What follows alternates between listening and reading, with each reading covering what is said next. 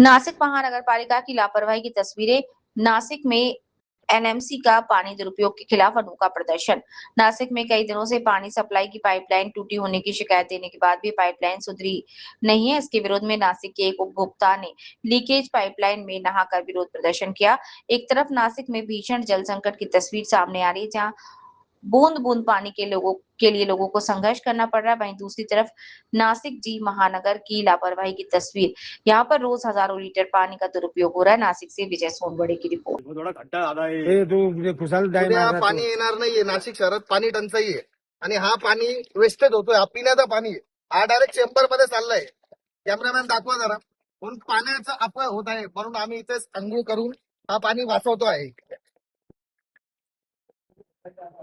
जेणेकरून हा पाण्याचा अपव्यय होणार नाही. असं या ड्रेनेज मध्ये चाललंय ना पाणी, म्हणून आम्ही इकडे अंघोळ करून हा पाणी वाचवतोय. म्हणजे का घरी जे अंघोळ अंघोळ न करता करतोय, बाहेर अंघोळ करतो आम्ही.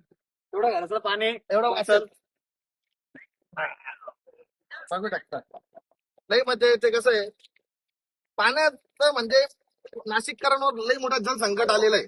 दर शनिवारी पाणी येणार नाहीये आणि हा पाण्याचा इतका अपव्यय होत असेल तर महापालिकेचे डोळे उघडायला पाहिजे. म्हणून आम्ही इथे बाहेर अंघोळ करतोय. असं या पाणी तुम्ही चेंबर मध्येच घालताय, तर ह्या पाणी आम्ही अंघोळ करून घेतो. काय करू शकता, सकाळी 6 वाजेपासून रोज इथे पाणी वेस्टेज होतो. 15 दिवसापासून हे वेस्टेज होतोय, तर तुमचं लक्ष कुठे, किंवा तुम्ही ठिकाणावर येणार. म्हणून आम्ही इथे अंघोळ करून महापालिकेचा प्रशासनाचा निषेध नोंदवतोय. आणि थोड्या वेळानंतर घरच्यांना बोलून इथं कपडे वगैरे धुवाल.